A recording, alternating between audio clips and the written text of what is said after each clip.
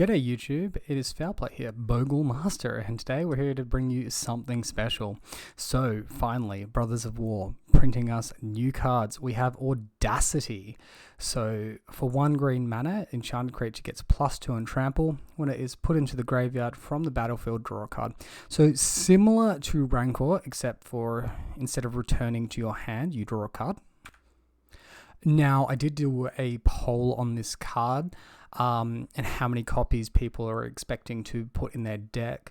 And it looks like a lot of you believe that it's six copies of Trample is correct and 2 copies of Audacity is the way to go there. I'm going to be testing out this card today. I will give my honest opinion at the end of the video on how many copies I think should be included. But thank you for everyone who voted. Okay, so I'm going to be testing 4 copies of the card today. Firstly, because it's a good place to start with playtesting, is maximum number of copies. Start trimming down until you find the right number is typically how people do it. I do, however, think this is going to be quite strong. So Bogles has never really had a great ability to rebuild post a blowout, post a blast zone, engineered explosives, etc. Cards like this. Interestingly enough, no copies of Core Spirit Dancer in my list. We're going to be playing Floofy Paws instead, Emperor's Voice.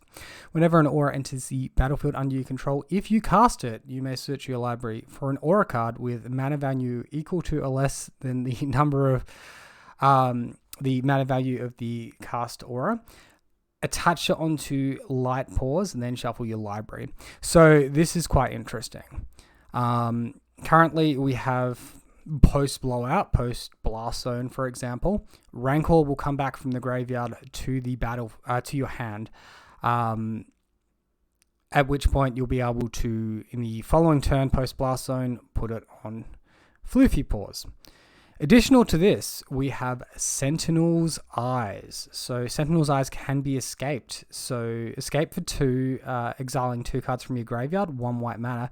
You may cast this card from your graveyard for its escape cost. So it counts as a cast, which means Floofy Paws ability will trigger. So unfortunately, Audacity is not going to trigger in this scenario, but the logic behind running all the copies of it is you get that fresh card draw.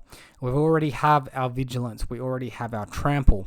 We want this card draw to help us find that first strike aura, that ethereal armor, that protection from creatures on Spirit Mantle, etc. Now, we have got a playlist of most of the cards in our deck, as you understand.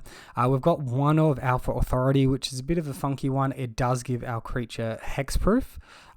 So post Daybreak Coronet on perhaps a scout, you'll then be able to fetch up Alpha Authority, which can protect your Floofy Paws from any future removal. Additionally, 1 copy of Gristboon for flying. Now, you can escape this from the graveyard. That will, however, not trigger the Floofy Paws ability because it's not a cast effect. However, on the plus side, it does get you past effects like Chalice of the Void. Also, 1 of Spirit Mantle, so that protection from creatures, protection from evoked elementals, and last but not least, all the glitters. So similar to Ethereal Armor there, gives +1/+1 for each artifact or enchantment you control. However, no first strike. Another mode for Floofy Paws, if you expect your Floofy Paws to die to removal, you can actually tutor a donor aura. So, for example, you play Rancor on your creature, search up a Sentinel's Eyes, you know Floofy Paws is going to die, but you're going to add that onto your scout anyway. And like said before, we can do this with Gristboon, we can do this with Rancor, or we can even just get the free card draw off Audacity, which effectively is a we net gain 1. It's like a 0 for 1 for our opponent to remove the Floofy Paws at that point, and we gain a free card off of the trigger. Okay, so with the sideboard here, we've got Force of Vigor for Hammer Time decks / Amulet. We have Leyline of Sanctity for discard decks / Rakdos midrange. We have Deafening Silence for Cascade decks, and we have Gadok Teague for Tron and any deck running Prismatic Ending, Leyline Binding. Heroic Intervention is in here for specifically Dress Down. So Dress Down, they cast the removal spell, then you play your Heroic Intervention. I'm unsure if it's good. I think from what I can see, Dress Down interacts unfavorably with all our enchantments, and our creature just goes to a vanilla body. Additionally, I remove some cards. I remove Spider Umbra, I remove Cartouche of Solidarity, and a Basayu from the list. Basayu is a bit awkward because if we run 4 copies of this, we have 4 lands that tap for only green mana, which is not ideal for a deck that really, really is hungry on white, particularly double white for Daybreak. If some of these effects aren't as good as we expect, such as Sentinel's Eyes, such as Audacity, that then gives us room to flex a few of these other auras back in, slash a Basayu. It's possible if you want to run double Basayu main, you could minus out the Dryad Arbor. I haven't got enough of a hold on the modern metagame, though, to be quite willing to do that just yet. Okay, here we are for match number 1 against my own dad. We won the die roll. We're going to be on the play. This has only got 1 aura. We've got 2 Horizon Canopies to cycle. That could be okay. Edict Protection. I think because it's double Horizon Canopy, we probably can, even though it might be a bit slow. If this was 1 Horizon Canopy, I probably wouldn't be keeping. All right, opponent keeping 7 cards. So Bogle pass. Opponent Inspiring Vantage plus Goblin Guide. So this is a pretty interesting one. Looks like we're against Burn. If we can get to that Daybreak Coronet, it should mostly be enough for us. Opponent finds the 3rd Horizon land for us. All right, so we'll take the 2 damage. We're going to look to deal as little damage to our own life total as possible. All right, here it comes. We have found Audacity. Throw down. So one aura in the top 2 cards of our library, not too bad. And the fact that it's Audacity gives us that extra stat.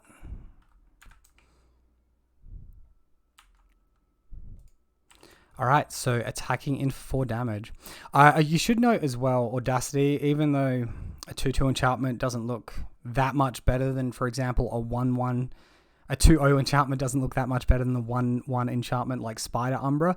You have to remember, you're not just getting 1 attack in, you're getting 3, 4 attacks. So that equates to, possibly 3 or 4 extra damage than Spider Umbra would. Of course, the downside of no totem armor, playing a little bit risky there.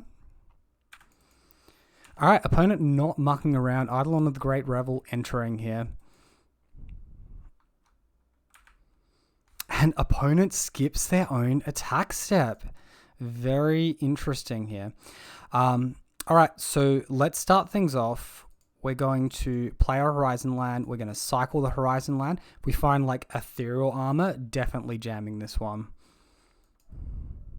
Oh, that glitters. All right, so we're not going to be able to utilize that this turn, but we can get in. We can attack for 4, putting our opponent to 12. We should also note we don't have first strike. Leaving up blocks is not a reliable strategy here. An additional possibility is blocking with Dryad Arbor. That's a little bit medium to me, though. We could definitely get blown out by an instant speed Searing Blaze at that point, which I'm not a huge fan of. So we put our opponent to 12.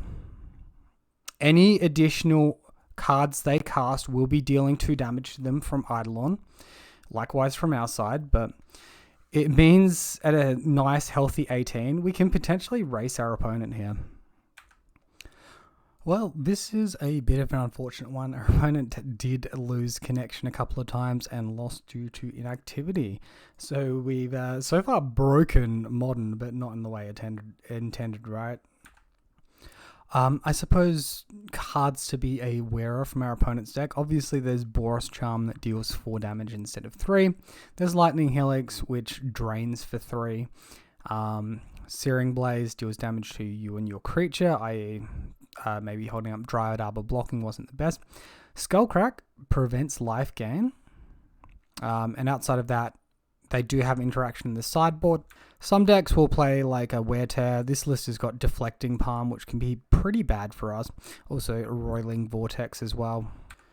Okay, so here we are for match number 2 against Dev Fizzle. Opponent lost the die roll, so we're going to be on the play. This hand looks good at a mull to 6. Opponent, keep mulling to 6 as well. We'll keep our hand. I think we can probably throw Horizon Canopy. Alright, and let's get into it. Oh, opponent with Dark Slick Shores. I've not seen this card since Ad Nauseam days, so I guess we'll see what happens there with our opponent. We'll start by casting Rancor, see if our opponent responds at all. Firstly, slow rolling the land there to try and help Ethereal Armor resolve second. I don't think Ad Nauseam is a deck anymore, so I'm unsure what our opponent could be on. I'm not super well versed with the current metagame. And no interaction from our opponent. They're down to 15. End step, consider dropping a Polluted Delta. Okay, and they do shock in Watery Grave here. Passing the turn to us. Alright, so I guess they've probably got Counterspell interaction.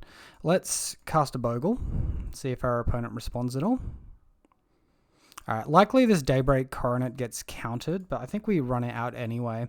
We do know they have instant speed cantrips regardless, so looking to resolve this. If it's countered, it delays their game plan. Alright, opponent does just concede. So after a little bit of a quick look, we found that Dark Slick Shores is played in Grixis Mill, or even just Blue-Black Mill. Do they run Consider though? That's the only thing. I don't see any Consider here from this deck list. I'm also sort of running out of time a little bit on guessing what our opponent could be doing. We have seen black mana, so an Edict type effect in form of Liliana, discard type spell. Leyline of Sanctity does gain a little bit of value here. I think maybe minusing out Spirit Mantle isn't too bad. And then I just might remove a Rainbow of Garden, Floofy Paws, and Griff Spoon until we have more information. Okay, so we see this starting hand. We've got protection from discard, which is a good start. We don't have much else in the way of auras. I think it's worth a keep. We are on the draw. We see extra cards. We do have Horizon Canopy to help us get there. And with that, our opponent just concedes and we win this second match in lightning speed. Okay, welcome back for the third match of this Modern League, everyone. Versing 3 bots on the draw here. No white mana in that first hand, so we mulligan. This hand looks great, though. We're going to keep. And I think it's a pretty easy bottom of Windswept Heath in most cases. So opponent runs Llanowar Reborn out. I think this probably means... what's the deck called? Pretty far removed from the format. The one with tokens, Hangerback Walker, the green enchantment that doubles the tokens. Harden Scales, I believe. Okay. Runs a Pathway land. Hangerback Walker. I mean, okay. Opponent can't target us, so we're okay with this so far. A Welding Jar as well. Alright, many a Welding Jar. So we have a pretty aggressive turn here. We can go Griff Spoon on our creature, plus Audacity, attack for 4 in the air. And we'll knock our opponent all the way down to 16 while we're on 18. Should also note they chose not to graft the Llanowar Reborn onto the Hangerback Walker last turn, so it's up post Harden Scales here. Alright, and we see Zabaz, the Glimmer Wasp. Opponent attacking for 1. We'll take that. Zabaz at 4/4. So opponent would usually have a chance to race us a little bit here, but we do have the Daybreak Coronet. So unless they go completely off, and we haven't seen Walking Ballista just yet, things look okay for us. So Zabaz does not have flying, but it can gain flying until end of turn for 1 white mana. Opponent cannot currently produce white mana. And here comes the Ancient Stirrings. Wow, finding a land, that can't be great for our opponent playing it. And just 2 cards in hand now. We have to be favored from this spot, surely. Ozolith, alright, well that's the big hitter of the deck, right? Sure thing. Opponent can generate their own destroy effect here on Hangerback Walker, get some flying blockers, and then Ozolith pre-combat to transfer. He has Regenerate up in form of Welding Jar, but Regenerate removes from combat. And we have first strike damage to deal damage to them first. They're removed from combat. We don't get dealt any damage in return. Okay, that's enough. Wait, no. Okay, I thought that was a concede. The client did something a little bit funny there. So we'll keep on going. We missed an end step, Windswept Heath, fetch. This should put us in a pretty good place. All right, opponent concedes from there. So pulling up this Harden Scales list online, it looks like they don't really run any red cards in their deck. It must mostly be in there for the Zabaz activation and triggering their own artifact destruction. In the sideboard, we can see Chalice of the Void, Nature's Claim, Relic of Progenitus, which may be an issue. I don't think they're going to pre-board against that. And Pithing Needle, potentially. Shadow Spear. Yeah, there's a little bit in there, but not too much to be worried about, I don't think. So in this matchup, we're going to be looking to bring in our Force of Vigors, and then we just have to decide on what to trim out. I think things like Spirit Mantle, even Griffspoon are quite powerful for that protection from creatures that they give. Alpha Authority is probably a little bit weak. It's potential that All That Glitters is just a touch too slow being in that 2 mana slot as well. After that, maybe we just minus out a land. I might just minus a Basic Forest and get into it. Okay, so we see the starting hand. It has good interaction with our opponent in form of Force Figure. We don't have a hexproof creature. We don't have 2 lands. I think if we had 2 lands guaranteed, I'd keep this. It's even arguable to keep just off the strength of the interaction and the Floofy Paws. All right, let's really test Floofy Paws here. I'm not sure if it's correct to keep or not. Opponent has mulliganed to 5 cards now, so I mean, off the context of that information, it was 6 before, but off the context of 5 cards, it's probably right to keep this hand. And opponent keeps a 4-card hand, passing the turn to us. We find Besayu, so we're going to start with Horizon Canopy, just pass back. We could still get blown out by, for example, a Dismember here. Opponent plays Arcbound Ravager, so here I think is a pretty good point to cash in the Force, destroy the Saga, destroy the Ravager, and just ditch an Audacity to that one. So that leaves them with 2 cards in hand, and we fog a turn of theirs. Really good interaction there. Find a second Force of Vigor. Yikes. Alright, deck's being quite kind to us at the moment. Opponent plays their own Besayu, casting Ancient Stirrings, finding Haywire Might. Okay, so that's a new artifact that was printed in the recent set. Can interact with us. I guess we could have blown it up before we look to cast things and etc. We can Spirit Mantle Daybreak attack. That leaves us vulnerable to the activation though. I guess we can't Daybreak and all of that because we don't have double white. So our hand is a little bit forced here. We'll get Ethereal Armor. That's just great. Audacity. So Audacity can get Rancor, which will give us a pretty beefy attack here. Currently can't cast Force of Vigor that's in hand here, but we are very far ahead. An opponent very drained on resources. Okay, second Haywire Might and opponent with the active available. We do just have the Spirit Mantle, however, so we can get protection from creatures, tutor up the Daybreak Coronet, and they can only interact with 1 enchantment, so we'll just be in a really winnable position from this attack. So let's go Floofy Paws. Turn 4 win for the villain, I suppose. Alright, opponent with the activation. I guess they could go after Ethereal Armor, which will weaken our creature the most. Drops us to 11. We've still got that pro creatures though. So that's going to be 3 wins in a row. Massive. Okay, welcome back for match number 4 versus Kyoma here. We lost the die roll, opponent choosing to play first, mulling to 6. We'll do the same. It's a lot better. We do have our hexproof creature. We're going to keep this and get into it. So, opponent has a companion. Contains decks with mana value 3 or greater. I would say Living End, but obviously, or Cascade. But obviously those Cascade cards are 0 mana cost. So I'm unsure what our opponent is doing now. I think in most cases we're going to be safe to ditch a hexproof creature. We'll find out what our opponent does shortly.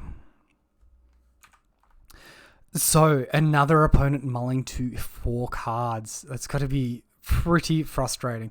Scorched Desert, 1 damage to us. No stress there. So we draw Ethereal Armor, play out our creature. We are spoilt for choice with auras in hand. Let's see. Hopefully we draw a land. Opponent with Arid Mesa passing back to us. We find Floofy Paws.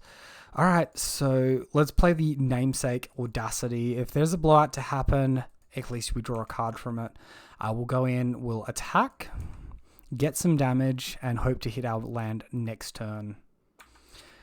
End step, opponent cracks. And just a Stomping Ground intapped, no further action. Opponent, second Sunscorched Desert. Are we facing a Blood Moon here? That would be very backbreaking. Calibrated Blast. Okay, sure. So they usually shoot you for about 15, I think, when they do this. Yeah, so there's the worm. 15 damage. Puts us to 1. We can no longer activate our Horizon land. All right, so Bogle against the world. Opponent... 3 cards in hand, plays the Cavern, creates 2 spirits. Oh no.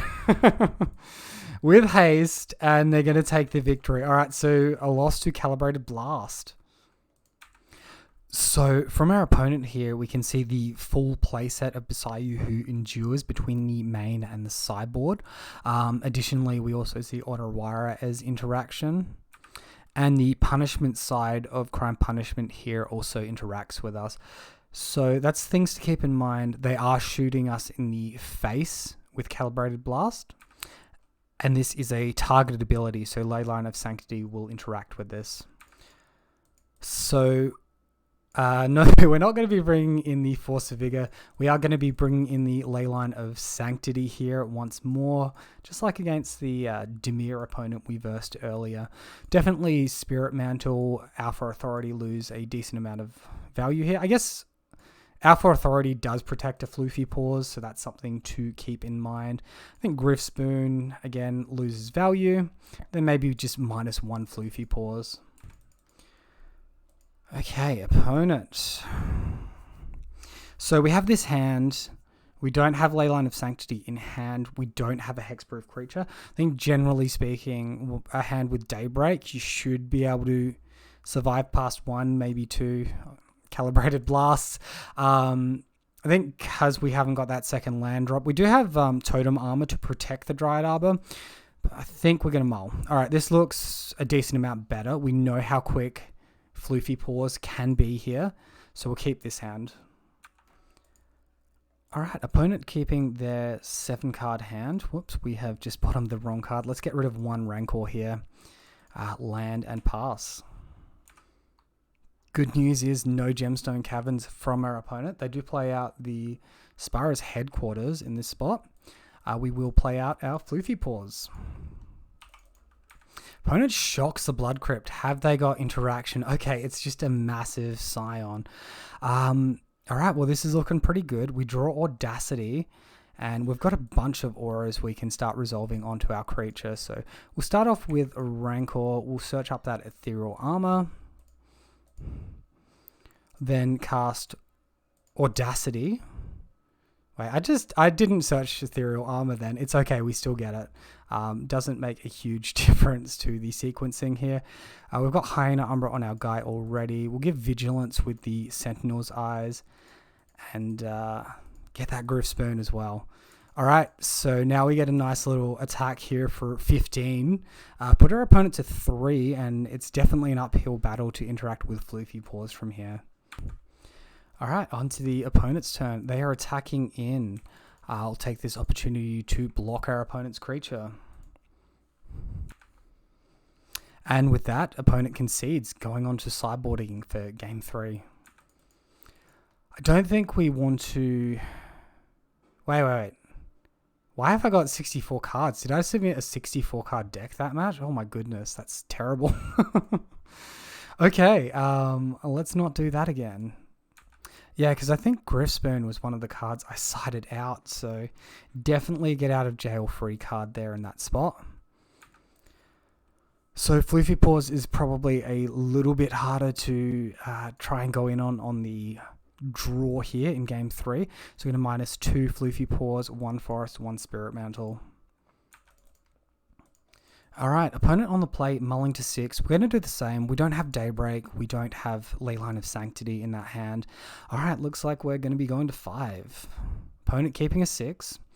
Alright, this 5 looks pretty decent. It matches the bill of having Leyline plus a creature plus enchantments. It's a decent start. Alright, we find Horizon Canopy now. So we will be dealing a little bit of damage to ourselves with our own lands here. We do still need to try to raise our opponent a little bit though. It could be correct to just play out 1 aura next turn. So if they manage to deal with Leyline plus Calibrated Blast the turn after, we can still resolve a Daybreak and rebuild. Alright, opponent gets the Scion happening. Alright, so I guess they can't quite deal with Leyline and Calibrate next turn entirely. So we'll just unload our auras, we'll attack. And if we resolve all that glitters, that's worth an extra 5 points. So we're 1 point of damage off killing our opponent. Okay, opponent attacks in. We'll take the damage. We'll go to 12. Anything post-main from the opponent? No, not just yet. And we will be 1 point off of killing them if we... I guess we just have to assume they don't have it. And all the glitters will be... Putting them to 1 will be good enough. They don't have the enchantment interaction to untap. They do have the green mana though. It's very possible they get us here. There's no play around it though, so we'll just pretend they don't have it. If they're looking to chump block on this next turn, we can Rankle for Trample and get that victory. Oh no, here's the Besayu. That's backbreaking. This creature has flying, so getting Dryad Arbor's not quite going to cut it here. Opponent attacks, putting us to 7. Okay, have they got a second Scion or have they got the kill? Damn, Calibrated Blast. So that's going to be the victory. 15 damage to face. Sorry, 12 damage to face. What did they reveal? Another Scion. Okay, that's a shame. If we leave up blocks, we don't quite get there. Alright, unfortunate. We couldn't quite get there, but that was a close one and definitely winnable in future matches. Okay, welcome back for the 5th and final match of this modern league here. We won the die roll up against a Magic Beefus. Going to keep this 6-card hand, ditching the Dryad Arbor. I do have access to Daybreak Coronet for turn 3. Pretty strong. Opponent, Spy Bluff Canal plus Ragavan. Alright, looks like we are versing the villain. We're versing Murktide. We are versing the big hitter of the format, finally. We draw our one of Sentinel's Eyes. And, sorry, Sentinel's Eyes is one of in my pauper list. We draw Sentinel's Eyes. It's a 4 of in this list. What am I thinking? Attacking him for 3. So we're going to be switching off this Ragavan, which is massive. No value, no ramp. Opponent does have access to Counterspell here, assuming they pass with the mana open. Alright, and they're willing to attack in. I guess that means they probably have a duplicate. I don't think that they have like a petty theft to ditch Hyena Umbra here. Wow. Okay, opponent. I don't think I'm not entirely that well versed with Ragavan lists like this, but I don't think that is stock list in the main deck. I think that's tech, I believe. Okay, so our play here is unfortunately Dryad Arbor. It's a little bit terrifying.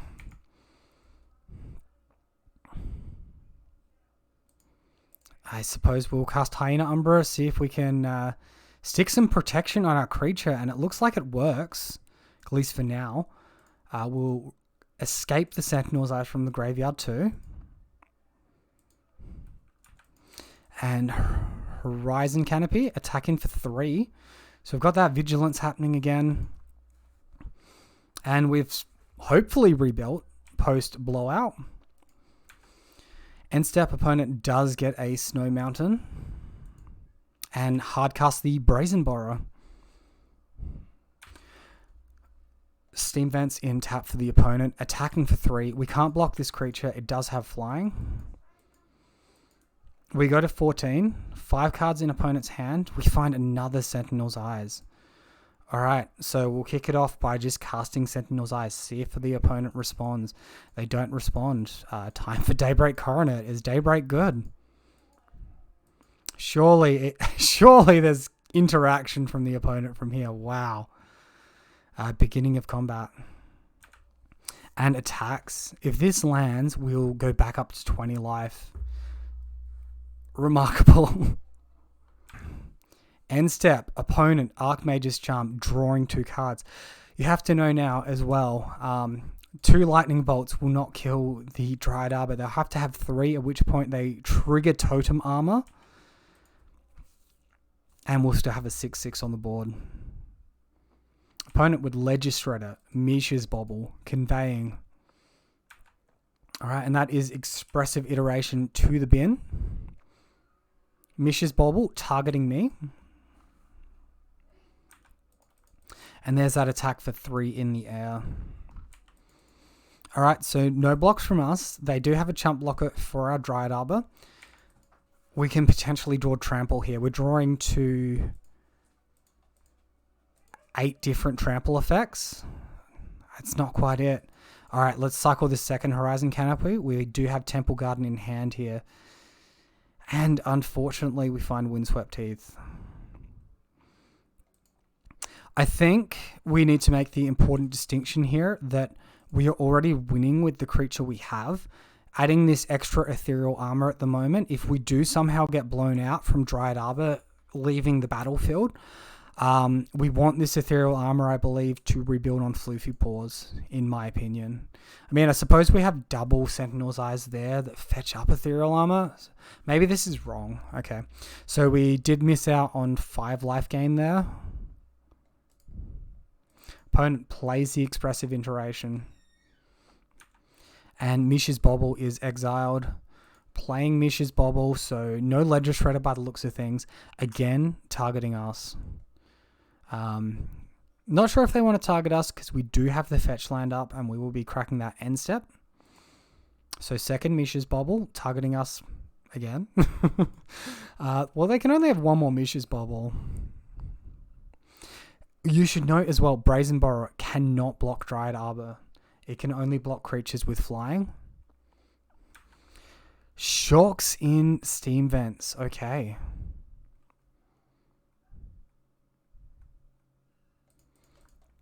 So we will get rid of this one. Temple Garden. Not paying life. Untapping. Triggers for the Mishra's Bobble here. Opponent drawing 2 cards. Finds Ethereal Armor. Alright, let's cast an Ethereal Armor. See what the interaction is. Opponent casting Spell Pierce. Alright, so we'll go ahead and pay the 2 mana for Spell Pierce.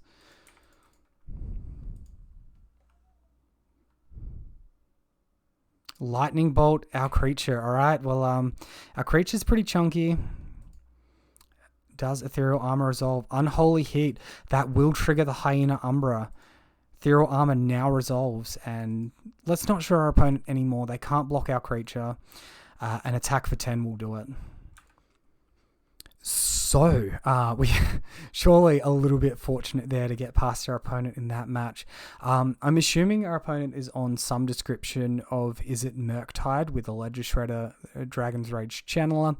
Obviously, we also saw Brazenborrow, and we touched on how that was a little bit abnormal main deck earlier. Cards to be aware of: Blood Moon, Engineered Explosive, Dress Down, and I guess counter magic at that point as well. Subtlety could also hurt us a little bit. So cards I'm looking to bring in here: 2 Force of Vigor for those Blood Moon type effects, particularly on the draw. 2 Heroic Intervention for Dress Down. Cards I'm trimming on: Floofy Paws, Spirit Mantle, All That Glitters, and a Temple Garden. This is definitely a medium hand here. We have 3 hexproof creatures. We do have a couple of auras. Alpha Authority doesn't really do much here. It does give menace, but that's not really good enough in my opinion. I'm going to mulligan. Alright, this hand looks a little bit better. It could still be a touch iffy though. We do have good rebuild potential for Floofy Paws post a blowout. We could also get Mystical Disputed on the slippery Bogle here, which would be frustrating. Hyena Umbra, decent draw. Bogle resolves, so no subtlety on the Bogle. Good to see. No end step consider from the opponent. Alright, opponent casts out a Ledger Shredder now. No Mish's Bobble. Wow. We do just get to start unloading our auras at this point. That's pretty damn good for us. Alright, so we do convey our opponent's Ledger Shredder for them though. That's perhaps a mistake from myself here. Getting rid of Counterspell. Alright, let's attack in for 4 now. No blocks from the opponent. Alright, opponent plays out Otawara, passing back to us. So I think the highest likelihood here is our opponent has Archmage's Charm. Alright, so if our opponent casts a double instant to grow their Ledger Shredder block, at that point we should be able to resolve Floofy Paws plus Audacity. And just... I think I want to just leave us on the board state we're on currently. Maybe look to draw a second 1-mana aura and tax our opponent's resources next turn as a result of that. So Scalding Tarn immediately cracked for an island. Second Ledger Shredder hits the board. Opponent is down to 8. We are still on 20. No second spell for the opponent. They just pass back to us. Wow. We are like very far ahead here.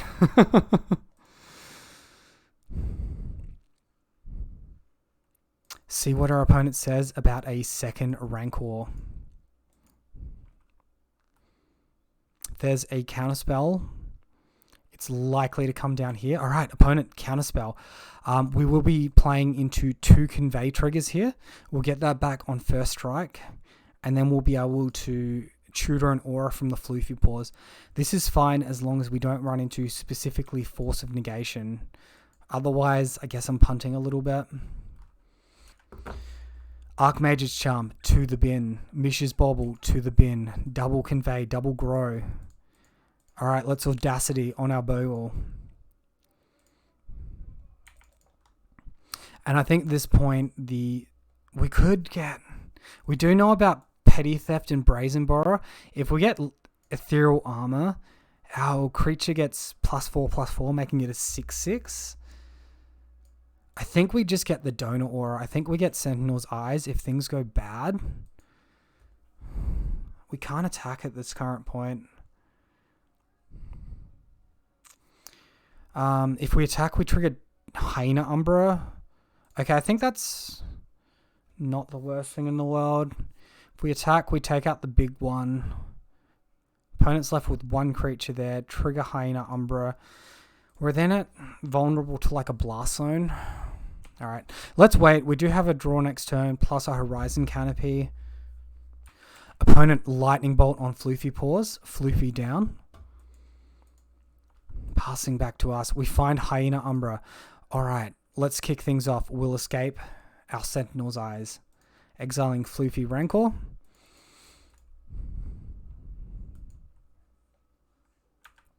Opponent cast Counterspell. Alright, so 1 mana up for the opponent here. Resolving Hyena Umbra will trigger Convey on our opponent's creatures, which will put us further behind potentially. I think we can do it if it's an Ethereal Armor though. Let's cycle this Horizon Canopy. Finds Ethereal Armor. Okay, that's going to outdo our opponent's Convey effects.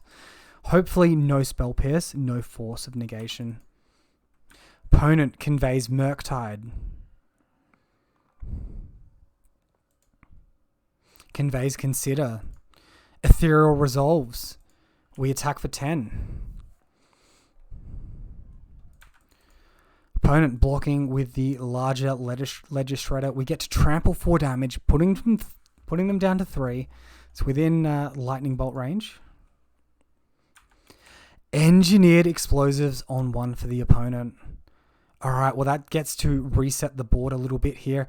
I think the opponent's made a misplay at this point though. So trigger Rancor Audacity. We do get the card draw from Audacity. And oh wow, another Ethereal Armor. Rancor back from the grave. So if they did this on our turn, they'd be able to get a like really strong chump block in. Force of Vigor, not the draw we wanted. I think I maybe missequenced my auras here. Spell Pierce, we lose Ethereal, which could lose us the game. Spell Pierce resolves. Alright, we're going to continue to add. Hyena Umbra comes down, taking our creature's power up to 7. That's an attack. Opponent forced to jump block. Still no Murktide from the opponent. 1 in the grave, none on the field. That's a block. We put them to 2. Opponent passes to us. Daybreak Coronet on top. I think we're fairly safe here just to attack and see what happens from our opponent's end. Opponent has interaction. Dress down. Okay, so perhaps good that we held our Daybreak in hand. Unholy Heat. Alright, Bogle down. If only we drew Heroic Intervention instead of Force of Vigor, we could be in a very different spot here. Find Audacity. That is not a creature. Alright, this is turning grindy for the final match. For all the marbles. And we are up a game though. So if we do lose this one, going to a game 3, going to be very strong for us. Alright, so opponent considered to the top in our end step, sacrificed Fiery Islet. Still no creature on their end. Ethereal Armor into our hand. Alright, still no creature from our end. Hardcast the Brazen Borrower end step. 3 cards in our opponent's hand. Brazen starts attacking, hits us down to 16. Can we find a creature? No creature yet. Grip full auras. Opponent in for 3 again. We go to 13. Spyblath Canal, second main, 2 cards in hand. We find the Windswept Heath. Alright, well we're not going to be able to attack with that just yet. We can fetch up a Dryad Arbor end step. It is vulnerable to creature removal. Brazen Borrower hits us to 10. Scalding Tarn comes down as well. Opponent flooding out arguably as hard as we are. Let's get our Dryad Arbor. And that is Unholy Heat, Sorcery Speed. So if we draw Floofy Paws, we could get a really, really strong Floofy here. We find Forest, not quite it. Opponent attacks again, putting us to 6. 2 Lightning Bolts will kill us. Force of Vigor, still not it. Damn. And Brazen Borrower attacking in again. Puts us to 3. 1 Lightning Bolt away. There's the Lightning Bolt. Damn. That was a close one. Horizon Canopy on top. Still not getting there. All right, so that game we didn't see any Blood Moon. I think we can potentially remove these Force of Vigors, bring back in a land, bring back in a Floofy Paws. That should hopefully be good enough. Interestingly, though, we still keep the stats from our auras. I didn't know about that interaction. I'm pretty happy to see it. This hand is not a keep. This one, however, very good. Ditch a Dried Arbor. Let's go. All right, so Temple Garden, Scout, and pass. Next turn, we do have that aggressive attack for 4. We could play into a Brazen Borrower block, though, which could potentially be backbreaking. Oh, that is interesting.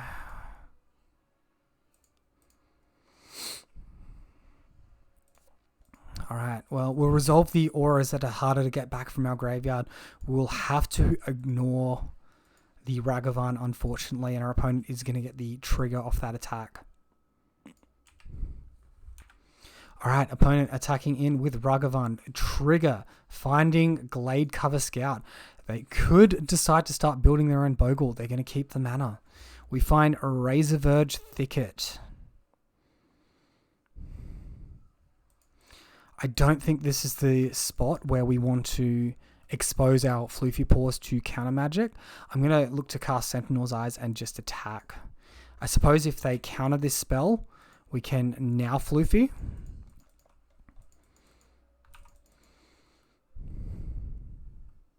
Again, attacking. All right, so hopefully we get a little bit of help from the top of our library here, a little bit of aura quality. If our opponent removes Floofy, that gets us a little bit casted to closer to escaping the Sentinels. Opponent, Unholy Heat. All right, a fetch land will get us back Sentinels. Opponent passes to us. So I think I've got a pretty strong read on our opponent having Dress down here. I guess we just try to resolve Daybreak Coronet. If they counter this, they can't be doing Dress Down to remove our Griff Spoon. Spell Pierce? Oh no. The question is, do we attack into Dress Down, which we have a pretty strong read on? I don't think we can. Opponent plays a land. Attacking. Okay. This might mean that we're able to start cracking back at our opponent's face. They find Audacity. That's kind of terrifying. A 4-power Ragavan would be very strong. I wonder if this gives them the draw effect or gives us the draw effect. I think they get the draw. Sentinel's Eyes in the grave. We can look to cast this one back for its escape cost. Exile. Build our Scout. That one resolves. Alright, so we're going to attack for 5. Does our opponent have blocks? I guess they can just block with a Brazen Borrower, and that gets us really badly. I don't think we can look to start holding back any longer, especially not with a 4-power Ragavan. Okay. Damage resolves. Opponent, 4 life. Plays 12. And 0 cards, plays 2. End step. Draws off the Fiery Eyelet. So opponent looking at 4 cards in their grip now. Bogle. Scout in this case is so close to getting there. We find Windswept Heath. That is not the play. All right, I guess we can no longer play around that Dress Down. Attack. Opponent, Otawara on our flying. Opponent will get the block here. We will get to trample 3 damage currently, though. That will give us the victory. We take the victory. That's 4-1, taking down Murktide at the death. Incredible stuff. All right, so we get some really good play points there. We get the chest. That's massive. Okay, so I hope you all enjoyed that video. So as for the number of Audacity, I think that should be in the deck. I think the video is a little bit inconclusive, unfortunately. I'm not sure if we want to trim that number down for other effects, or if it's just good having that extra 2 power to help attack and etc. We didn't get to see the rebuilding effect between Floofy Paws and Audacity all that often, unfortunately. We did see Dried Arbor was still pretty relevant and came in clutch in a couple of matches there. Also, the 3 green effects between the Basayu, Dried Arbor, and Forest seem to function in this particular league. It's possible that Basayu should be in a spell slot instead, though. I.e. run 21 lands and trim on an aura of some description. So I haven't got too much to comment on with the deck list that we ran and changes that I would or wouldn't make. I think I need to play another league with this deck before I make such decisions. I would say in the sideboard, however, I think the inclusion of Heroic Intervention was pretty decent because Dress Down seems reasonably strong against us. And it's possible for an opponent to, for example, Dress Down plus Engineered Explosives and wipe our board, which would be pretty devastating, although be it mana intensive. We didn't get to see any action out of Deafening Silence, unfortunately. We didn't run into that Cascade deck. The only Cascade deck we ran into was Calibrated Blast. Leyline had 2 relevant matchups in Burn and that Dimir match, although we really didn't get to see its effectiveness against either of those opponents. Again, Force of Vigor, we brought it in for one of the matchups. We didn't see the Blood Moon against that Murktide opponent, so we brought it back out for game 3. I think it's still a card you want to be running 3 to 4 of in your sideboard for when you do come up against those Hammer Time decks, though. That is going to be it from me, though, guys. Thank you all so much for watching. What did you guys think of Audacity being piloted for the first time here in Modern? We got the 4-1. Let me know in the comments below. Is it all hype? Am I overvaluing it slightly, or is it just that great? Thanks so much for watching, guys. Have a wonderful day. I'll see you next time.